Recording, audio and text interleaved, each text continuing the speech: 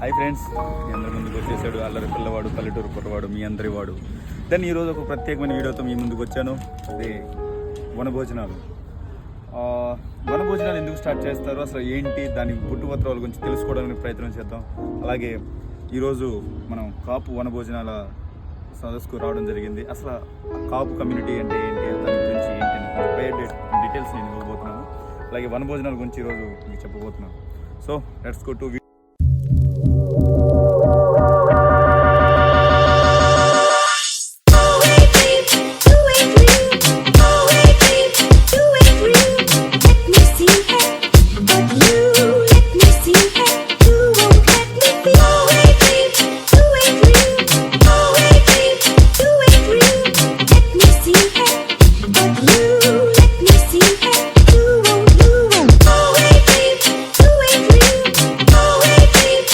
కాపు వనభోజనాలకు రావడం జరిగింది.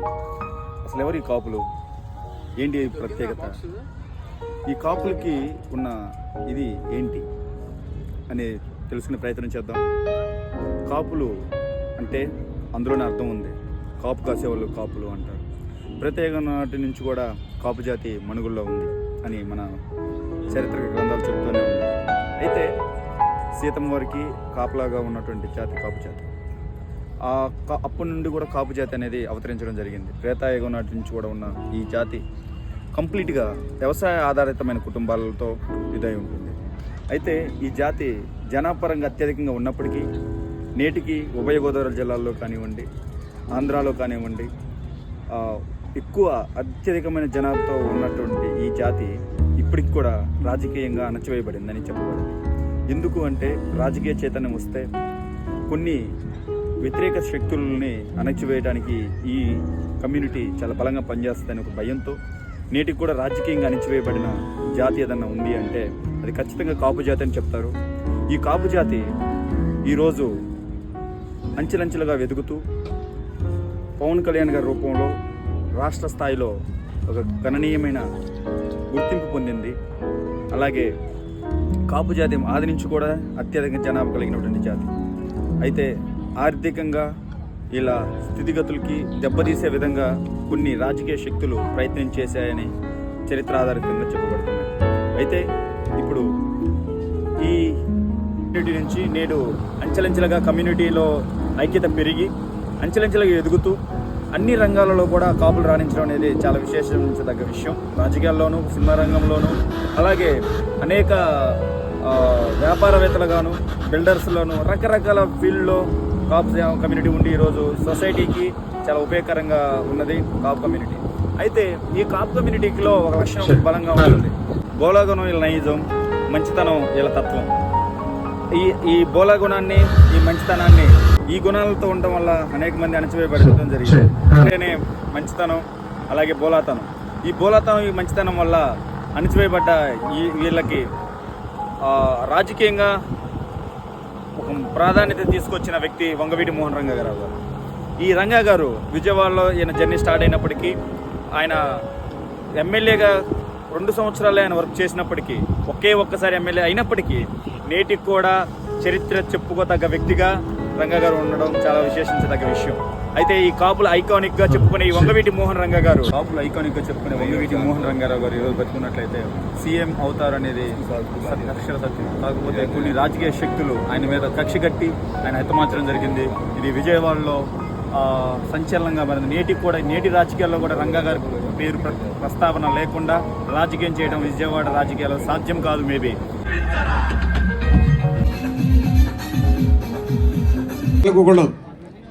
ప్లస్ అంటే రఫ్ గా 10,000 ఈజీగా టచ్ అవుతుంది. సో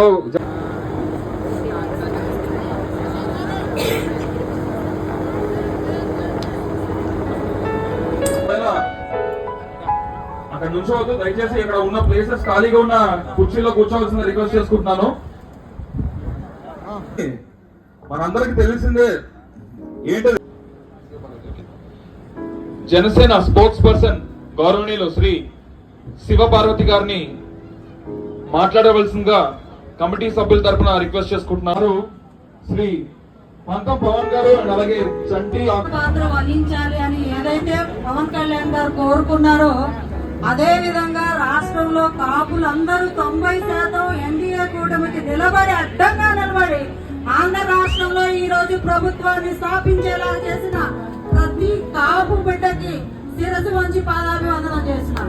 ఎందుకంటే పవన్ కళ్యాణ్ గారిని 2019లో నమ్మలేకపోయాం కాబట్టి 24లో నిలబడి మన పవర్ ఏంటో చూపించారు.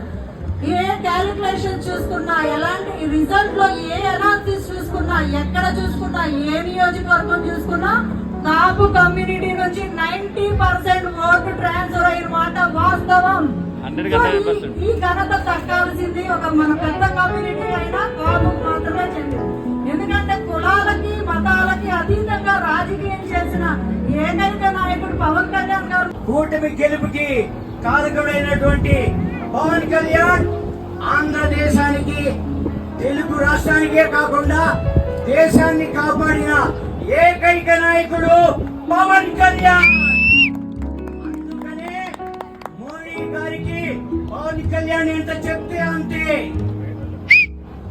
మోడీ గారు కూడా పవన్ కళ్యాణ్ ఇచ్చినంత గౌరవం దేశంలో ఏ నాయకుడికి, ఏ సీఎం కి కూడా ఇవ్వటం లేదు. ఈ విషయం గమనించండి. ఇప్పుడు తెలుగు రాష్ట్రాలకి విరివిగా కేంద్ర నిధులు సమకూరుతున్నాయంటే చంద్రబాబు నాయుడు గారు మరియు పవన్ కళ్యాణ్.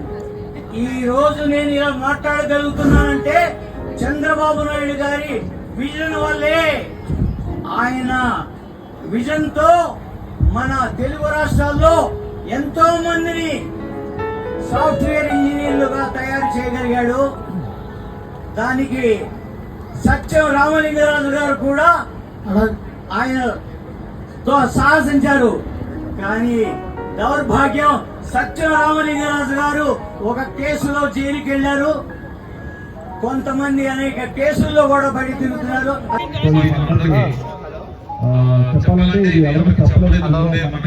కుటుంబ ఈరోజు ఇక్కడ రానప్పటికీ ఆయన ఏదో షూట్ లో ఉండి ఈరోజు మనకి సందేశం పంపించడం జరిగింది. Thank you very much.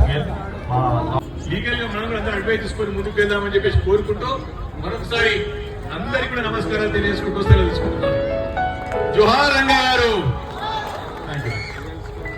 Thank you very much sir. So మీ యొక్క సందేశం మా అందరినీ కూడా చాలా ఉత్తేజపరిచింది. అండ్ మరొకసారి మీరు ఈరోజు మీకు ఎన్నో కార్యక్రమాలు ఉన్నా కానీ వాటిని పక్కన పెట్టి మా అందరి కోసం ఈ రోజు ఇక్కడికి వచ్చి ఈ రోజు ఇలా మాట్లాడడం thank you very much sir once again. So ఈ సందర్భంగా ఒకసారి అందరినీ కూడా రిక్వెస్ట్ చేసుకుంటున్నాను. సో గౌరవనీయులు శ్రీ ఈరోజు ఘనంగా ఈ కార్యక్రమం ఏర్పాటు చేసినటువంటి కాపు సోదరి సోదరులందరూ కూడా మరొకసారి కార్తీక మాస సందర్భంగా, కార్తీక మాస వనభోజన సందర్భంగా నా హృదయపూర్వక శుభాకాంక్షలు. మరొకసారి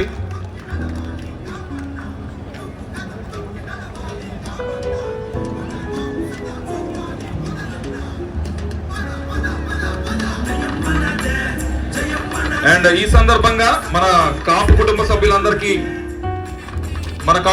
సభ్యులందరి తరఫున ఇక్కడ ఎమ్మెల్యేగా నేను చేసుకుంటూ వస్తా ఉన్నా.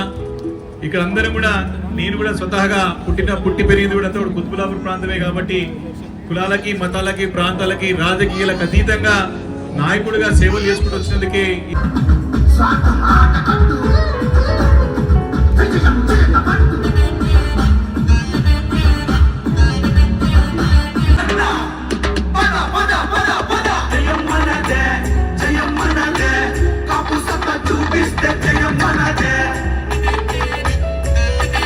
నమస్కారాలు తెలియజేసుకుంటూ అందరికీ ధన్యవాదాలు తెలియజేసుకుంటూ సెలవు తీసుకుంటాను. అందరికీ ధన్యవాదాలు. థ్యాంక్ యూ అన్నారు. ఒక పెద్ద డిమాండ్ కోరుతుంది పెద్ద ఆయన. ఆంధ్ర ప్రాంతం చేసిన కాపులందరూ కూడా మరి 80% మంది అందరూ కూడా కష్టం సరే దయచేసి భోజనాల దగ్గరికి వెళ్ళండి.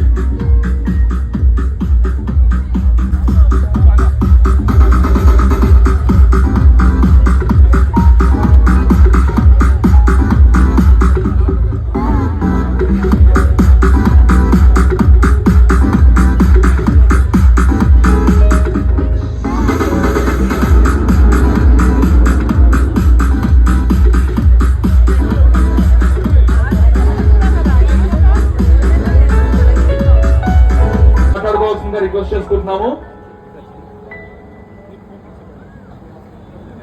ఓకే, మ్యాజిక్ షో కంటిన్యూ అవుతుంది. ఓకేనా? ఈ వనభోజనాలు అంటే ఏంటి, వనభోజనాలు ఎందుకు స్టార్ట్ చేశారు ఏంటి అనేది తెలుసుకునే ప్రయత్నం చేద్దాం. ఈ వనభోజనాలు అనగా మనం వనం అనేది, అడవి అనేది మనకు అర్థమవుతుంది.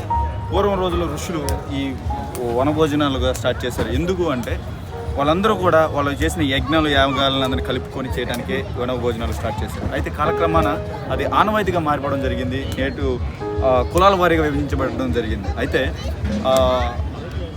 ఇది కూడా ఈ రోజున్న బిజీ షెడ్యూల్కి, ఈ రోజున్న ఈ బిజీ వాతావరణానికి కూడా ఎవరెవరిని కలుపుకోవడానికి, ఇంట్లో ఉన్న పలకరించుకోవడానికి కూడా సమయం లేని ఈ సమయాల్లో అందరిని ఒకసారి గ్యాదర్ చేసి ఒకరికొకరికి పరిచయం చేసుకోవడం, ఒకరికొకరికి ఆత్మీయంగా పలకరింపు కోసం ఉపయోగపడుతుందని కూడా చెప్పవచ్చు.